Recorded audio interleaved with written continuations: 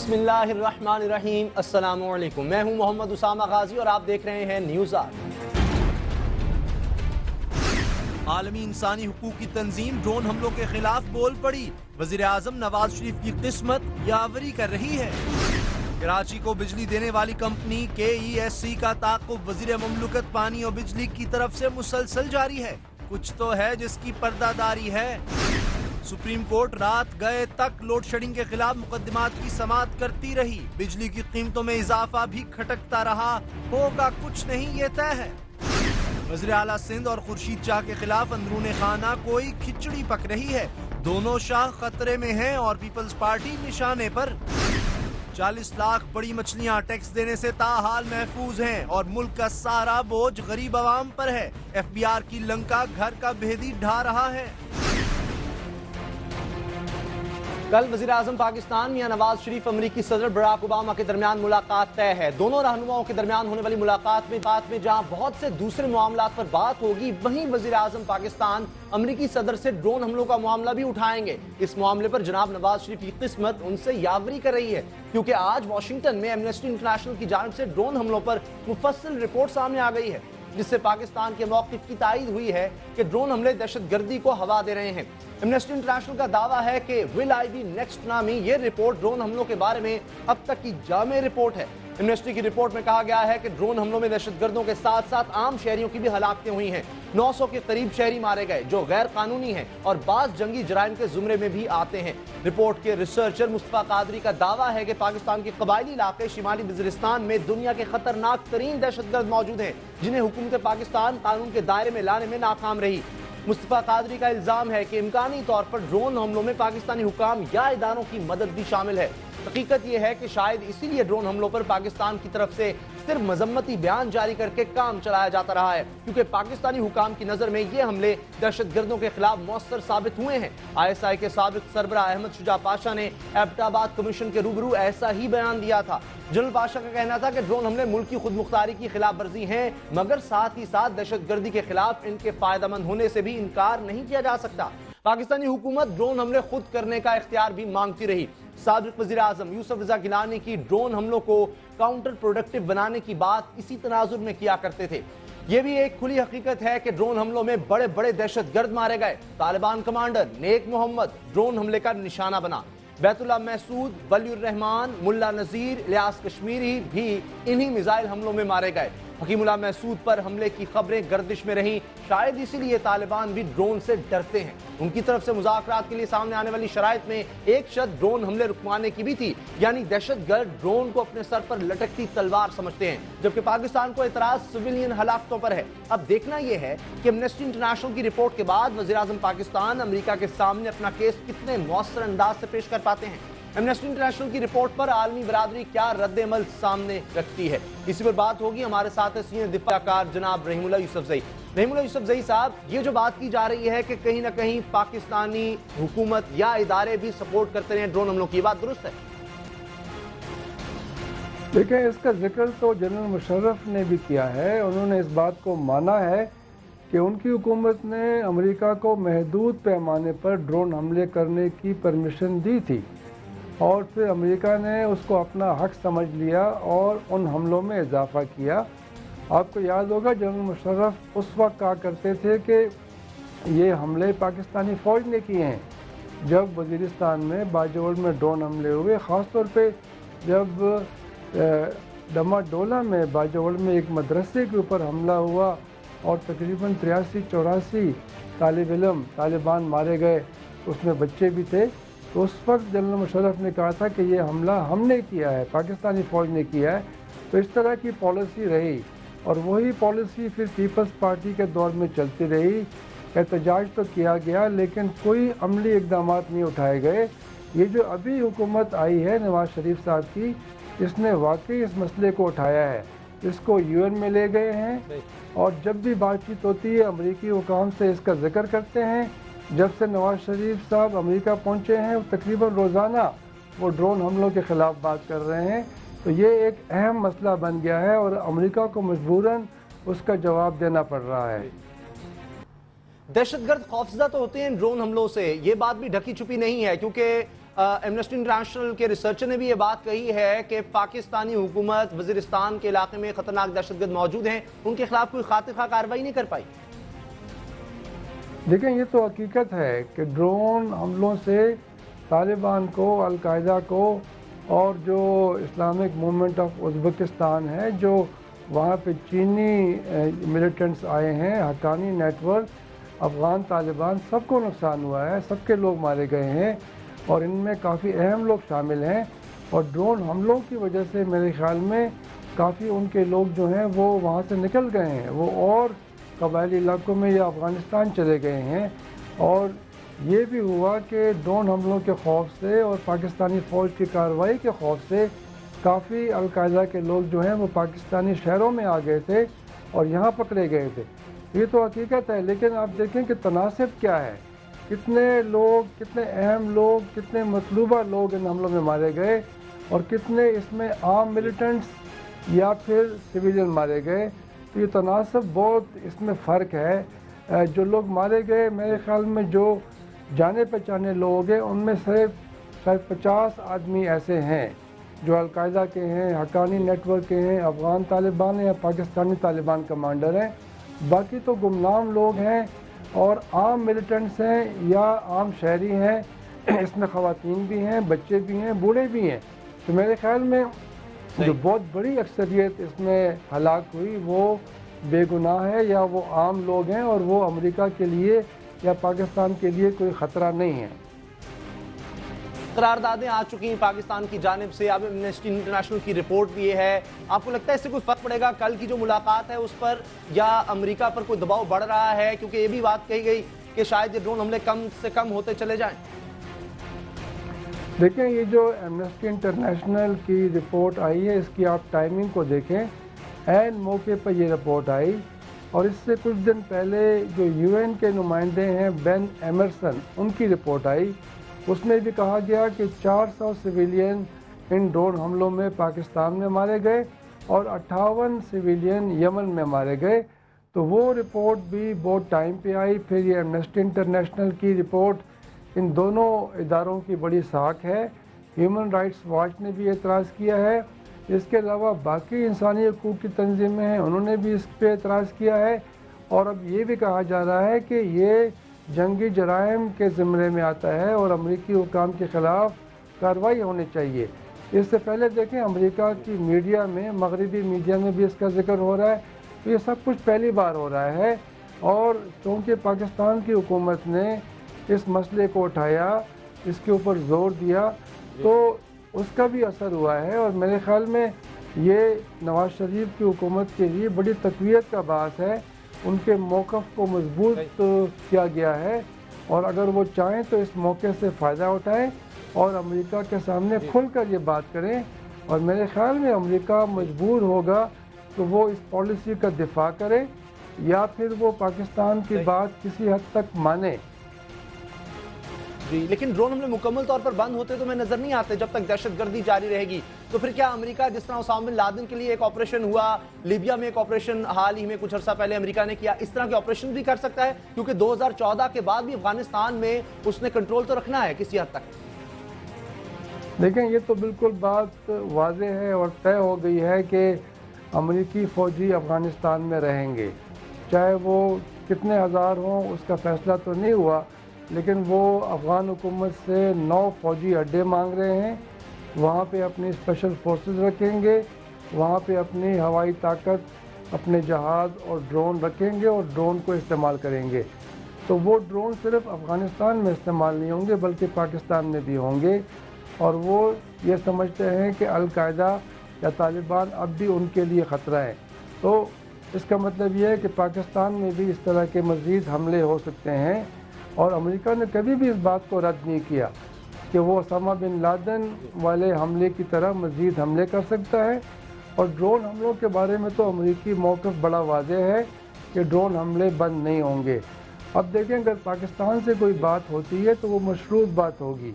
अगर पाकिस्तान कोई ऐसे वादे करे, कोई पॉलिसी बनाए कि वो शुमाली वज़ीरिस्तान में ख़ास तौर पर अपनी हाकमियत कायम करेगा और वहाँ पे जो मिलिटेंट्स हैं उनके ख़िलाफ़ कार्रवाई होगी, उनका रास्ता रोका जाएगा तो फिर मशरूत तौर पर ये हमले कुछ वक्त के लिए बंद हो सकते हैं, या फिर ये है कि इसमें कमी आ सकती है, या पाकिस्तान के साथ मिलकर ये ड्रोन हमले आइंदा हो सकते हैं। यानी फिर जो हल है वो आप तजवीज़ करें, इसके अलावा और कोई हल नहीं, क्योंकि अगर दहशतगर्दों के खिलाफ कार्रवाई ना की जाए, अगर ड्रोन हमले भी ना हो तो फिर आज़ाद फिरते रहेंगे, मजबूत तर होते चले जाएंगे। अफसोसनाक बात तो है कि शहरी हलाकतें भी होती हैं इसमें।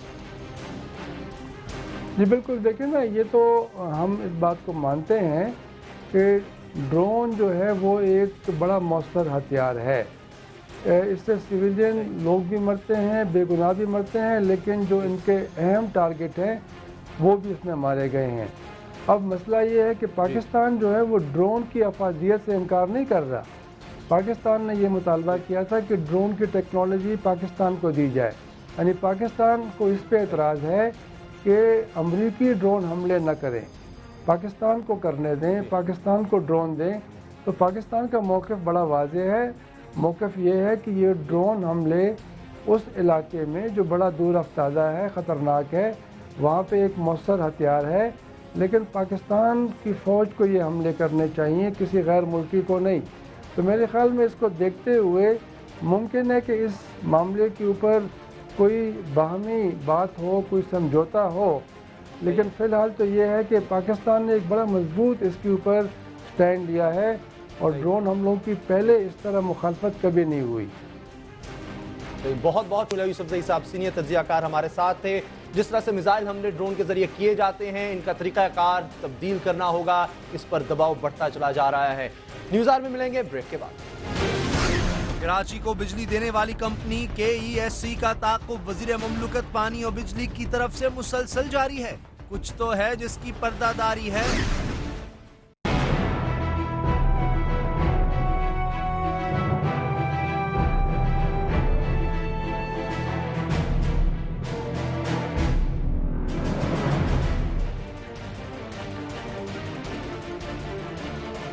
वज़ीर ममलुकत पानी और बिजली आबिद शेर अली शेर बन गए हैं और उन्होंने KESC पर मुसलसल धाड़ना शुरू कर दिया है। KESC के खिलाफ बयान पर बयान दाग रहे हैं। वज़ीर ममलुकत आज फरमा रहे थे कि KESC की वजह से पिछले चंद माह में मुल्क को 57 करोड़ रुपए से जायद का नुकसान हो चुका है। आबिद शेर अली का कहना था कि एक इदारे को खुश करके पूरे मुल्क का गला नहीं दबा सकते। इल्जाम यह था कि KESC की खिलाफ वर्जियां जारी हैं, जिसे रोकने के लिए हर मुमकिन कोशिश कर रहे हैं। नेशनल पावर कंट्रोल सेंटर को हिदायत कर दी है कि KESC को 650 मेगावाट बिजली तक महदूद करके रिपोर्ट पेश की जाए, क्योंकि कंपनी की खिलाफ वर्जियों की वजह से हुकूमत को डीजल पर महंगा प्लांट चलाना पड़ता है। आबिद शेर अली कह रहे थे कि अब मजीद नुकसान बर्दाश्त नहीं कर सकते, इसलिए KESC को इन खिलाफ वर्जियों से बाज आना होगा।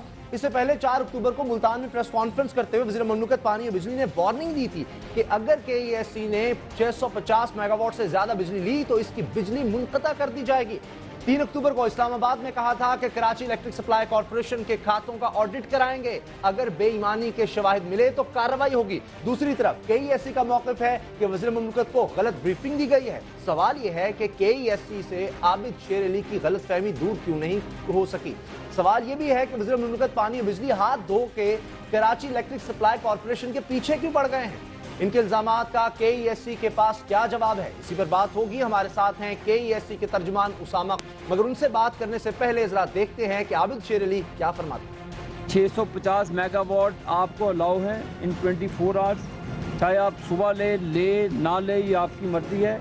अगर 650 मेगावाट से 1 मेगावाट भी बिजली सिस्टम से बाहर गई तो हम KESC को बिल्कुल काट देंगे, कनेक्शन उनको काट देंगे। मैंने इनको हदायत की है कि पिछले 6 महीने का रिकॉर्ड लें कि KESC ने कितने करोड़ों रुपए का नुकसान दिया है गवर्नमेंट ऑफ पाकिस्तान को, और उसका हम ऑडिट करेंगे और उसके बाद हम कानूनी चाराजोई का भी राइट बनते रखते।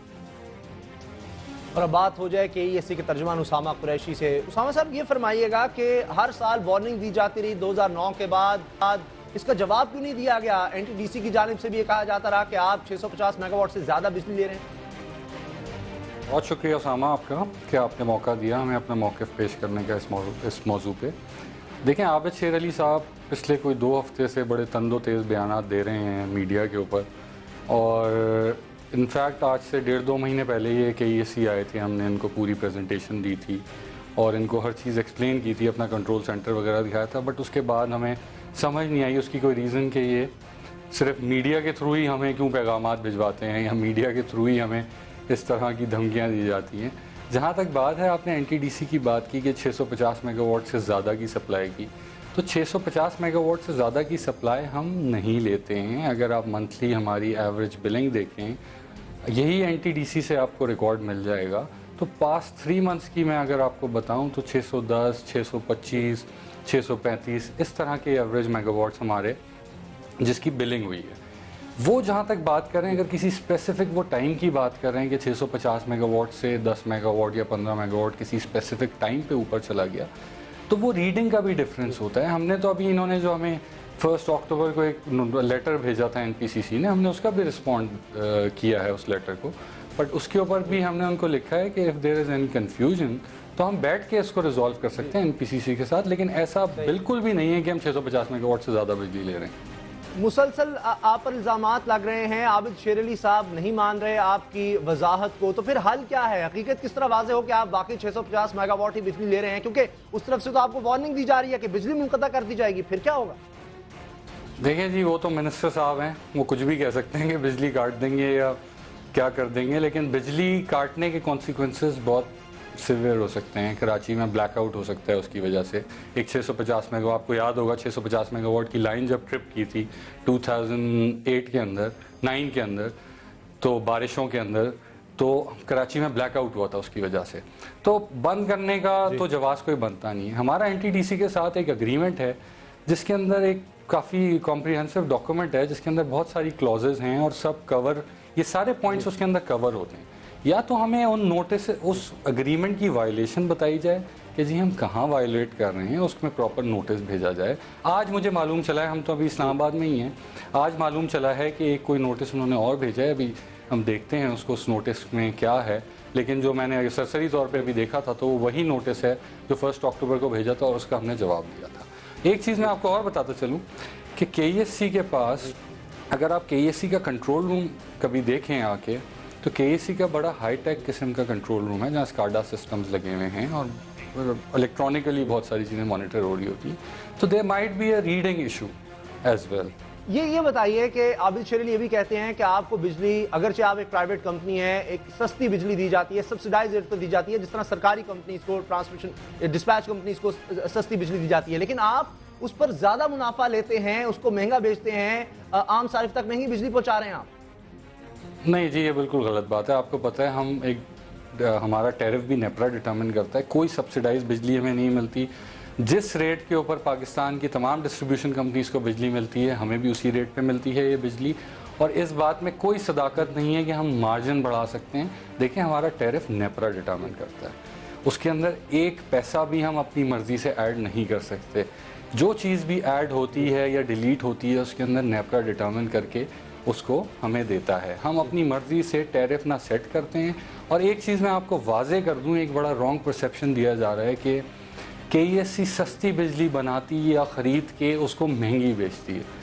KESC के लिए बिजली की ख़रीद पास थ्रू है कंज्यूमर को। अगर KESC चाहे सस्ती ख़रीदे चाहे महंगी ख़रीदे, उससे KESC की प्रॉफिटेबिलिटी पे कोई फ़र्क नहीं पड़ता, उससे कतई कोई ताल्लुक नहीं है उसका, क्योंकि वो कंज्यूमर को पास थ्रू होती है। अगर हम फर्नेस ऑयल पर बिजली बनाते हैं तो 18 रुपये का यूनिट पड़ता है, तो वो 18 रुपये कंज्यूमर को पास थ्रू होते हैं, उससे हमारी प्रॉफिटेबिलिटी पे कोई फ़र्क नहीं पड़ता। ये बताइए, एक मुआहदा है कि आपने अपनी जनरेशन भी बढ़ानी थी, 650 मेगावाट तो आपको सरकार दे रही है, मुआहदे की खिलाफ वर्जी क्यों हो रही है? आप खुद जनरेशन क्यों नहीं बढ़ा रहे? देखें, ये भी मैं फिर सरासर गलत इल्ज़ाम है। ये भी KESC में पिछले 4 सालों के अंदर $1 बिलियन की सरमायाकारी हुई है, और मेनली वो सरमायाकारी नए जनरेशन प्लांट्स ऐड करने में हुई है। हमने 1000 मेगावाट की most efficient gas fired generation add की है। हमारे साथ प्रॉब्लम ये है कि हमसे गवर्नमेंट ने जो वादा किया था कि हम गैस देंगे, वो गैस की सप्लाई हमें 276 MMCFD, जो कि खाली पुराने प्लांट्स के लिए थी, नए प्लांट के लिए एक एडिशनल 120 MMCFD देनी थी, हमें आज तक नहीं मिली। हमें एवरेज गैस पूरे साल की 150-155 MMCFD मिलती है, जो कि हमारे कोटा से बहुत कम है। ये सिर्फ आबिद शेर अली साहब आप कह रहे हैं, आपके खिलाफ बात कर रहे हैं, लेकिन जो सेनेट की स्टैंडिंग कमेटी में कहा जा चुका है कि केएससी से मुआहदा जो है इसको खत्म किया जाए, ये गलत है, अवाम का इस्तेहसाल हो रहा है, ये नहीं होना चाहिए। और हमारे लोग उसमें बोर्ड ने नॉमिनेट जो लोग किए थे वो वहाँ प्रेजेंट हुए सेनेट की स्टैंडिंग कमेटी के सामने, उनको ना सुना गया। इवन 2 से 3 मीटिंग्स के अंदर उनको बिठाए रखा गया और उनसे कुछ सुना नहीं गया।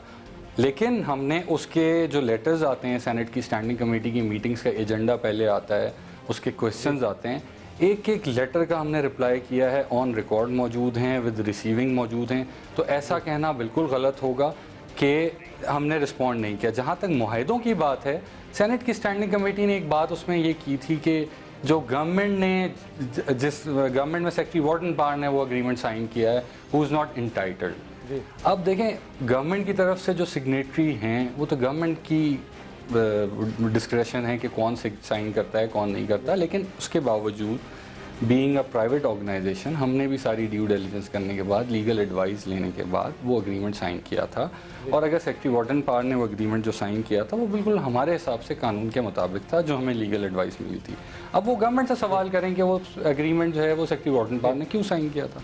आपने कहा कि केईएससी का जो कंट्रोल रूम है बड़ा हाईटेक है, वहां पर वाज़ेह हो जाता है कितनी बिजली आ रही है, लेकिन जो सरकारी कंट्रोल रूम है वहां तो ये पता लगता है, मीडिया को ले जाया जाता है, दिखाया जाता है कि 650 मेगावाट नहीं बल्कि 800 मेगावाट तक बिजली ले रही है केईएससी। देखें, अब एनपीसीसी का कंट्रोल रूम ना मैंने देखा है, मैं तो आपसे सिर्फ एक सिंपल सी बात कर रहा हूँ कि देखें, जितनी बिजली हमें मिल रही है उसका बिल तो किया जाएगा ना हमें। जब उसका बिल आता है तो वो 650 मेगावाट से ज़्यादा का क्यों नहीं होता। अगर हम 700 मेगावाट ले रहे हैं तो हमें बिल भी 700 मेगावाट का आना चाहिए। हमें बिल तो आता है कुछ 625, 630, 636 मेगावाट का। तो इस तरह की बात आई थिंक आबिद शेर अली साहब को या तो गलत ब्रीफ किया गया है या फिर जो रीडिंग्स वो ले रहे हैं, क्योंकि मैनुअल जो हमें पता है कि वो मैनुअल रीडिंग्स ली जाती हैं ग्रिड स्टेशन से। तो बिलिंग मेरे ख्याल से जिसकी बेसिस पे पेमेंट्स हो रही हैं, और पेमेंट्स में भी हमारा कोई डिस्प्यूट नहीं है, पेमेंट्स हम रेगुलरली उनको कर रहे हैं। अब तक आपको मैं बता दूं, सितंबर 2008 से हमने इस कंपनी की मैनेजमेंट संभाली है। उस वक्त से लेके अब तक हम तकरीबन 223 अरब रुपए की बिजली खरीद के 226 अरब रुपए अदा कर चुके हैं। तो there is no abnormal thing over there. बहुत शुक्रिया उसामा कुरैशी, तर्जुमान केईएससी हमारे साथ थे। उनका कहना है कि आबिद शेर अली साहब जो भी इल्ज़ामात लगा रहे हैं बेबुनियाद हैं, सब गलत हैं। 650 मेगावाट से ज़्यादा केईएससी कभी भी बिजली नहीं ले सका। बहरहाल वाज़ेह हो जाएगा ये सारा मामला, क्योंकि अभी तक नोटिस जो हैं वो जारी हो चुके हैं केईएससी को भी, और देखते हैं कि ऑडिट के बाद क्या खबरें सामने आती हैं। अवाम के लिए अच्छी खबर यह है कि सुप्रीम कोर्ट बिजली महंगी करने के खिलाफ डट गई है। आज अदालत के रिमार्क्स थे कि बिजली महंगी करने के नोटिफिकेशन की कोई हैसियत नहीं। लोड शेडिंग केस की समाअत चीफ जस्टिस इफ्तिखार मोहम्मद चौधरी की सरबराही में सुप्रीम कोर्ट के 3 रुकनी बेंच ने रात गए तक जारी रखी। चीफ जस्टिस ने चेयरमैन नेपरा से बिजली की कीमतों में इजाफे से मुतालिक नोटिफिकेशन तलब करते हुए पूछा कि सवाबदीदी तौर पर बिजली की कीमतों का तयन नहीं किया जा सकता। नेपरा ने हुकूमत के कहने पर किस तरह बिजली महंगी कर दी, अवाम से क्यों नहीं पूछा गया। अदालत का कहना था कि हुकूमत अवाम को बिजली पर सब्सिडी नहीं देना चाहती तो ना दे, लेकिन इस तरह काम नहीं होना चाहिए। बादी नजर में ऐसा लगता है कि हुकूमत सब्सिडी देकर आईपीपीज़ की मदद कर रही है। चीफ जस्टिस के रिमार्क्स थे कि जो बिजली गैस से पैदा की जाती है उसकी लागत कम होनी चाहिए, लेकिन यहाँ तेल और गैस से पैदा होने वाली बिजली की कीमतें एक हैं। अब अदालत इस बात का जायजा लेगी कि बिजली कीमतों का तयन यकतरफा तौर पर तो नहीं किया गया। बिजली महंगी करने के मामले पर अवाम को शिरकत का मौका दिया गया या नहीं। अदालत में एनटीडीसी के सरबराह ने यह इतराफ किया कि बिजली और गैस चोरी का बोझ आम सारिफ पर डाला जाता है। अदालत को दोबारा केस की समाअत करेगी, मगर यह तय है कि होगा कुछ नहीं, क्योंकि हुकूमती सियाने बिजली महंगी करने का कोई ना कोई जवाब ढूंढ ही निकालेंगे। न्यूज़ आवर में ब्रेक का वक्त हो रहा है। अगली खबर इस ब्रेक के बाद। वज़ीर आला सिंध और खुर्शीद शाह के खिलाफ अंदरूने खाना कोई खिचड़ी पक रही है। दोनों शाह खतरे में हैं और पीपल्स पार्टी निशाने पर।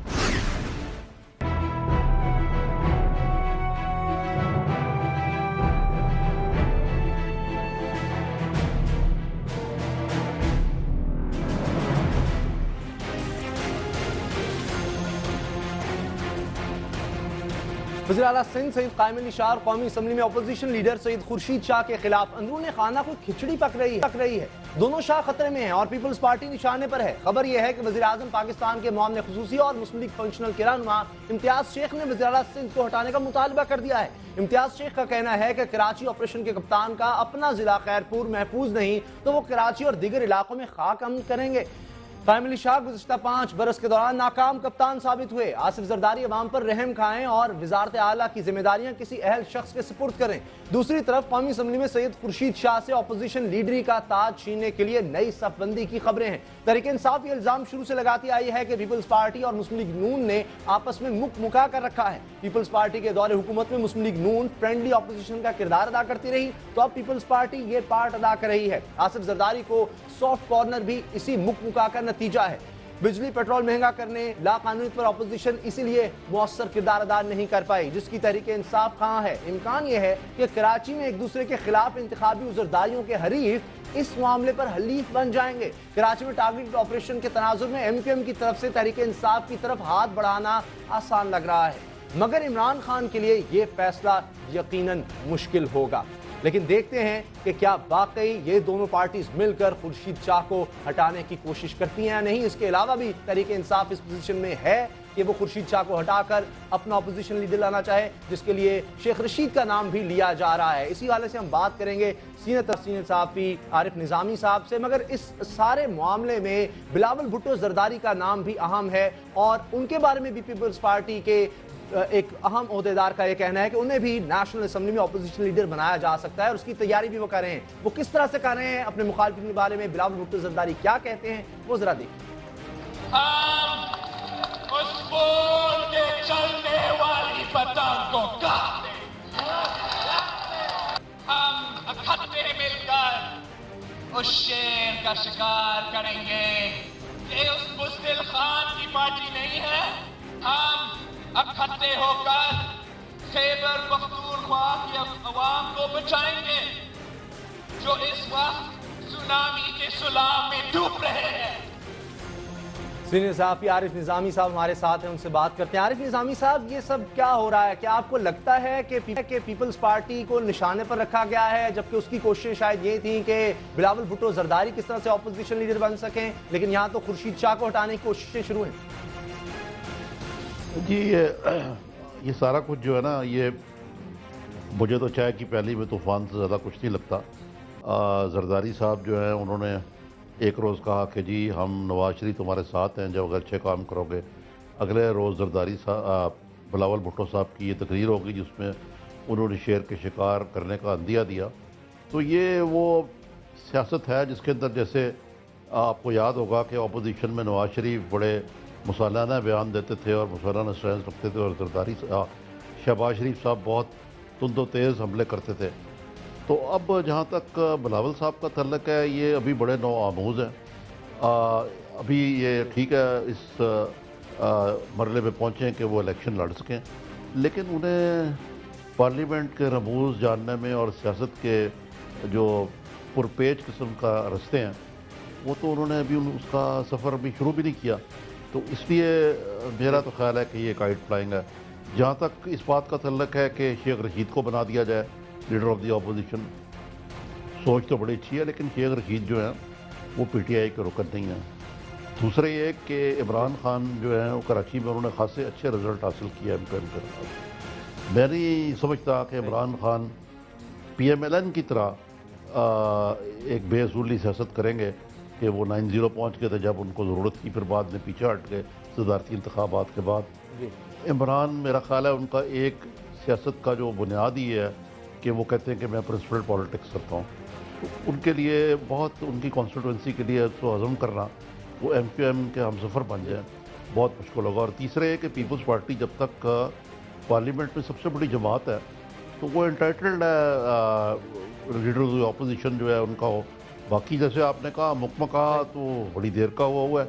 सारे आप देखें चेयरमैन है, बाकी सारे काम बड़े बावी तावन और स्मूथली हो रहे हैं। तो PMLN क्यों उनको मैं इसलिए कि बिलावल साहब ने शेयर का जिक्र किया इस मौजूदा एप्पल कार्ट को अपसेट करने की मेरा नहीं ख्याल कोशिश करेगी।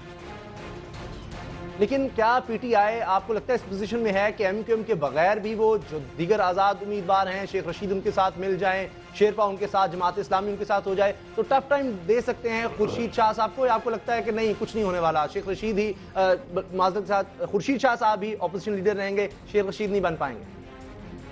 थ्योरेटिकली तो आप ठीक कह रहे हैं कि ये हो सकता है, लेकिन अमली तौर पर पार्टीज़ की बड़ी एक दूसरे के बारे में रिजर्वेशन भी होती हैं। फिर अगर कोई इस्टेब्लिशमेंट चाहे या पीएमएलएन खुद चाहे पीछे से और इनकरेज करे तो शायद इस किस्म का नतीजा निकल भी सकता है।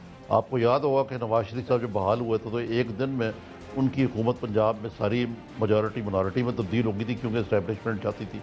अब वो वक्त गुजर गया हुआ है, इतना आसान नहीं होगा। अब मेरा ख्याल है कि इसको स्टेटस को अपसेट करना, उनको करना भी नहीं चाहेगा। जी, ये वज़ीर आज़म के मामले खुसूसी हैं, मुस्लिम फंक्शनल के रहनुमा हैं इम्तियाज़ शेख, उन्होंने तो आज मुतालबा कर दिया कि वज़ीर आला सिंध सईद क़ायमी शाह को हटाया जाए, तो वो भी आपको लगता है कि कुछ नहीं होने वाला, सिर्फ एक मुतालबा ही है, क्योंकि वहाँ तो बहुत अच्छी तरह मेजॉरिटी है पाकिस्तान पीपल्स पार्टी? देखे ना, अगर तो पीपल्स पार्टी को आदमी ये कहे कि जी इसकी कारकर्दगी बड़ी ख़राब है शाह साहब की, जिस पर बहस हो सकती है पहले 5 साल उन्होंने क्या किया, और पार्टी के विद इन द पार्टी को चेंज लाया जाए।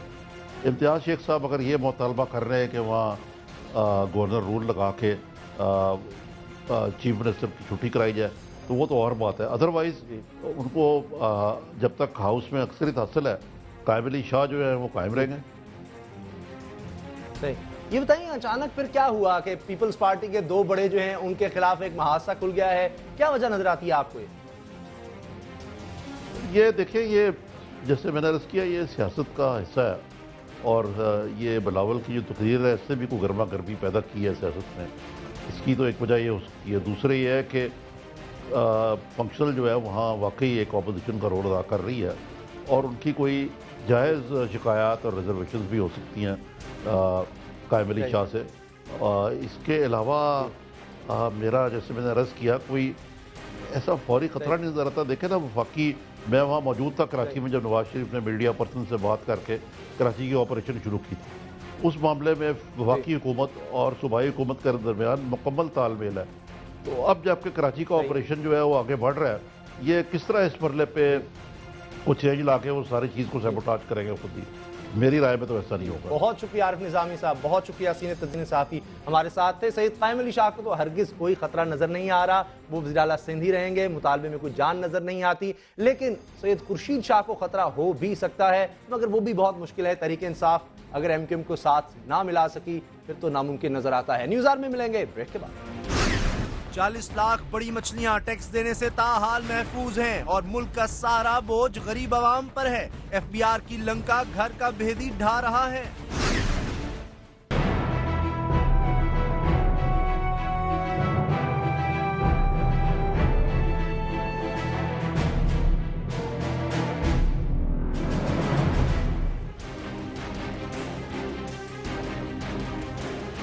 दुनिया में पेट्रोल सस्ता हुआ मगर पाकिस्तान में महंगा कर दिया गया। आईएमएफ के कहने पर बिजली की कीमत बढ़ा दी गई। 40 से ज्यादा चीजों पर सेल्स टैक्स 1% बढ़ाया गया। ये सारे सितम उन पर तोड़े गए जो पहले ही महंगाई की चक्की में पिस रहे थे, मगर बगड़े मगरमच्छों को हाथ डालने की हिम्मत हुकूमत में हरगिज नहीं। करोड़ों बल्कि अरबों रुपए का टैक्स चोरी करने वालों को यहाँ कोई पकड़ कर तो दिखाए, जबकि गरीब 1 महीने का बिल ना दे तो मीटर काट दिया जाता है। मौजूदा हुकूमत बड़ा दावा करती थी कि टैक्स चोरों से वसूलियां होंगी, मगर वो माजी की भूल भुलैयों में गुम है। खबर यह है कि एफबीआर 40 लाख टैक्स चोरों के खिलाफ कुछ भी करने से कासिर है। सबूत यह है कि 30,000 टैक्स नादहिंदगान को नोटिस जारी किए गए। तल्ख हकीकत यह है कि सिर्फ 174 ने 73 लाख रुपए टैक्स जमा करवाया। सितम यह है कि बाकी ने अंदरूनी खाना मामला तय करके जान छुड़ा ली, जिनके खिलाफ कुछ नहीं हो सकता, क्योंकि ये हमारा अलमिया है। टैक्स तो दूर की बात, हम अपने असासों से मुताल्लिक बात करना भी पसंद नहीं करते। इसीलिए आज इलेक्शन कमीशन को 26 अरकान की रुकनियत मुअत्तल करने का नोटिफिकेशन जारी करना पड़ा, जिन्होंने बार बार की याद दहानी के बावजूद अपने असासों की तफसीलात जमा नहीं करवाई। जिन अरकान की रुकनियत मुअत्तल की गई, इनमें एमक्यूएम के सेनेटर सैयद मुस्तफ़ा कमाल, पीपल्स पार्टी के रहनुमा सईद फैसल ज़रा आबदी, तहरीक इंसाफ के रुकन कौमी असम्बली असद उमर और साबिक सदर आसिफ अली जरदारी की हमशीरा डॉक्टर अजरा अफजल पचेहो भी शामिल हैं। इन्हीं मामलात पर बात होगी। हमारे साथ हैं तज्ज़ियाकार जनाब इब्राहिम मुगल साहब। आईएमएफ की बाकी शराइत तो हम बड़ी फर्माबरदारी से मानते हैं। उन्होंने कहा कि 2014 जून से पहले आप 1 लाख टैक्स चोरों को पकड़ें, इस पर हमारा ध्यान क्यों नहीं? बहुत मेहरबानी आपकी उसामा। पाकिस्तान की जो इकानमी है वो तकरीबन 20,000 अरब की है और दुनिया जैसे 14% की बात करती है। 14% अगर इसका हो तो कोई हमें यहाँ टैक्स जो है 2,800 अरब रुपए के कम से कम इकट्ठे करना चाहिए। लेकिन ये बात याद रहे कि हुकूमत के परवरदा ऐसे लोग इस मुल्क में जो कारोबार करते हैं उनको एग्जेम्पशंस देकर आपने बेड़ा मामले का गर्क किया हुआ है।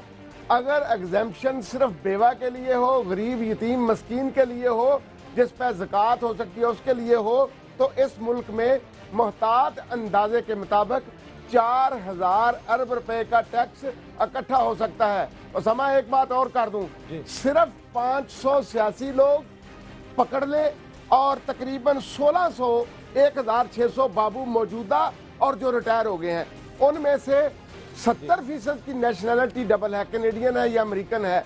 और आज कुर्सियों पर बैठे हुए हुकूमती अफसरान और बाबुओं की जो यहाँ दुकानदार के तौर पर बैठे हैं, कितनी मरतबा शहबाज शरीफ साहब ने कोशिश की है बता दें एक मरतबा भी कि सीरियसली लिया कि किसकी नेशनैलिटी डबल है। उसामा में देख रहा था कि 5 पॉइंट अगर उठा लिए जाएं, इस मुल्क में 40 लाख 2% बनता है 20 करोड़ की आवाम का, 40 लाख अफराद टैक्स नेट में आ सकते हैं। लेकिन पहली शर्त क्या हो, एग्जेम्पशन खत्म करो। जो सेक्टर छोड़े गए हैं, खा ट्रांसपोर्ट का है, खा हाउसिंग का है, खा कोई भी है, खा कंस्ट्रक्शन का है, तमाम टैक्स अदा करें। डब्बे रख दो उसामा, डब्बे रख दो और शनाख्ती कार्ड आपका जो है वही आपका एनटीएन है। अगर आपने कहा कि इंस्पेक्टर या अफसर को पता चल जाए, खुदा की कसम कोई टैक्स नहीं देगा। ये तो अपने आप को मुसीबत और बहुत बड़ी परेशानी में डालने वाली बात है। एक बंदा जाएगा डब्बे में करोड़ रुपया डाल देगा, इनकम टैक्स डिपार्टमेंट में नहीं जाएगा। वो तो ऐसी फिर जोक लगती है कि बंदा कवर में चल जाता है, नोटिस आ रहे होते हैं। ये तीसरी बात मुगल साहब, आप कह रहे हैं 500 अरकान पार्लियामेंट जो उनसे टैक्स ले लें, यहाँ तो वो गोशवारे नहीं जमा करा रहे। उन्होंने ये तो कबूल कर लिया कि उनकी रुकनीत ही मुअत्तल कर दी जाए। कहा जा रहा है कि अगर झूठ बोला गया तो उससे उनको जुर्माना भी हो सकता है, नाअहल भी करार दिया जा सकता है। ये गोशवारे क्यों नहीं जमा कराते? ये आपने वैसे ठीक कहा, बाकी लोगों का भी है। लेकिन असद उमर बड़े बढ़ के और पीटीआई तो जब भी बात होती है 30 लाख टैक्स पेयर कहाँ है, ये कहाँ है, असद उमर साहब का या दीगर लोगों को जमा ना कराना एक सवालिया निशान तो खड़ा हो गया कि कौलो फेल में कितना तजाद है। लेकिन उनका मौक़िफ़ आने दें कि वो क्या कहते हैं। मैं कह रहा था उसामा, 300 से 500 अरब रुपए की करप्शन एफबीआर की 1 रुपया भी ना रुक सकी। और अब एक वक्त आ गया है, 1 करोड़ टैक्स देने वाले को, 1 करोड़ इंडिविजुअल टैक्स देने वाले को वीआईपी कार्ड दें, जब चाहे प्राइम मिनिस्टर से मिले और अपनी मुश्किलात बताए। 80 लाख वाला प्रेसिडेंट को जब चाहे मिले, 75 लाख वाला चीफ मिनिस्टर को जब चाहे मिले, 50 लाख वाला गवर्नर को जब चाहे मिले, 25 लाख वाला एफबीआर के चेयरमैन को, खैर वो तो प्राइम मिनिस्टर भी बड़ी शाह है, लेकिन 25 लाख देने वाला एफबीआर के चेयरमैन को जब चाहे मिले और 10 लाख वाला आपको लगता है इस तरह मामलात हल हो जाएंगे? इब्राहिम साहब मुझे बताएं, अगर ये नहीं होता, हमने कई सालों से बातें सुनी है टैक्स ले लिया जाए तो मामलात हल हो जाएंगे, अगर ये ना हुआ तो फिर गरीब ही पिसता रहेगा। ये 40 लाख में से 30,000 को नोटिस गए, 174 ने सिर्फ आकर टैक्स दिया, तो इससे क्या फिर सबूत मिलता है कि यहाँ अमीर आदमी से टैक्स नहीं लिया जा सकता? गरीब का खून ही मजीद निचोड़ा जाएगा। उसामा आपने ठीक कहा, 440 अरब रुपए बिजली के लेने हैं गवर्नमेंट से और प्राइवेट लोगों ठगों से। उन्होंने 1 रुपया भी नहीं दिया और मैंने और आपने जो पैसे दिए हुए हैं उससे उसकी अदायगी कर दी गई हुई है। इस मुल्क में ये कोई नई बात नहीं है। लेकिन मैं कहना क्या चाहता हूँ कि काट जो है एट सोर्स इनकम टैक्स काट लो। मिसाल देता हूँ, इस मुल्क में 25 अरब रुपए की जरिए अद्वियात इम्पोर्ट होती है, कहते हैं 16-17% उस पर जीएसटी होगा। अगर 16% हो तो 4 अरब रुपए बनते हैं। मैं यकीनन कह के जा रहा हूँ 2 अरब रुपया अभी इकट्ठा नहीं हो रहा, 2 अरब रुपया अफसरान की जेब में जा रहा है सिर्फ एक सेक्टर से। लिहाजा एट सोर्स कलेक्शन करना पड़ेगी। और समय एक बात और याद रख ले, जब तक टैक्स पेयर को पता नहीं लगता, आप टैक्स पेयर को, कि मेरा टैक्स इतना लिया गया पाकिस्तान भर से और कहां खर्च किया गया। यार ये जुल्म नहीं है कि टैक्स देने वाले का बच्चा तो टाट वाले स्कूल में भी ना पढ़ सके और 40,000 तनख्वाह लेने वाला अफसर जो है उसका बच्चा अमेरिकन स्कूल में पढ़ रहा है। इमरान साहब, देखें गाड़ी सुप्रीम कौन कोर्ट में सी ये है, बात हुई कि देखें। बिजली और गैस चोरी अगर कोई करता है तो आम सारिफ से ही उसका खमियाजा भी आम सारिफ को भुगतना पड़ता है। जो चोरी होती है उसका बिल भी वही अदा करता है जो पहले बिल अदा कर रहा है। ये तो मामला यहाँ पर पाकिस्तान में है। मुझे ये बताइएगा कि IMF की अगर हम हर शर्त मान रहे हैं तो ये आपको लगता है मानेंगे कि 1 साल के अंदर 1 लाख चोरों को पकड़ लें, टैक्स चोरों को, और उनसे हम टैक्स ले लें ताकि शायद मुल्क में काफी बेहतरी आ जाए, हमें IMF के पास दोबारा ना जाना पड़े? देखें, अगर सिर्फ एक शक या एक वहम या एक डर दूर कर दिया जाए कि तुम टैक्स दे दो, तुम्हारे पीछे कोई इंस्पेक्टर या इनकम टैक्स का अफसर या कोई बंदा नहीं लगेगा। 1 लाख नहीं 10 लाख बंदे आ जाएंगे टैक्स देने के लिए। मैं आपको कह रहा हूं वो खौफ इनके लोगों से दूर करने लेकिन वाली एमनेस्टी की है। बात पिछली वो हुकूमत पीपल्स पार्टी ने की थी। उन्होंने कहा था 40,000 से 70,000 आप जमा करा दें, लेकिन मुस्लिम लीग नून ने बिल ही नहीं पास होने दिया।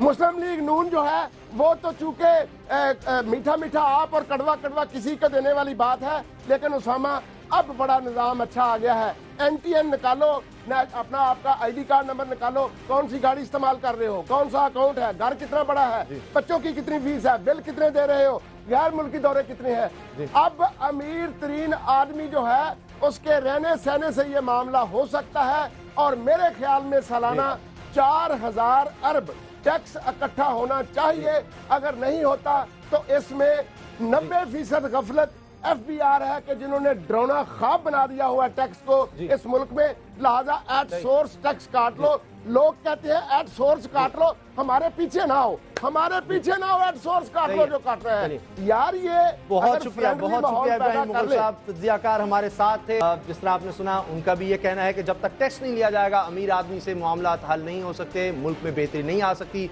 गरीब ही पिसता रहेगा। बिल्कुल उस तरह जिस तरह बिजली चोर का बिल भी वही शख्स अदा करता है जो खुद अपना बिल अदा कर रहा है। न्यूज़ आवर देखने का बहुत बहुत शुक्रिया। दुआ में याद रखिएगा। अल्लाह ताला आपको नफरतों और औलाद के गम से महफूज रखें। अल्लाह हाफ़िज़।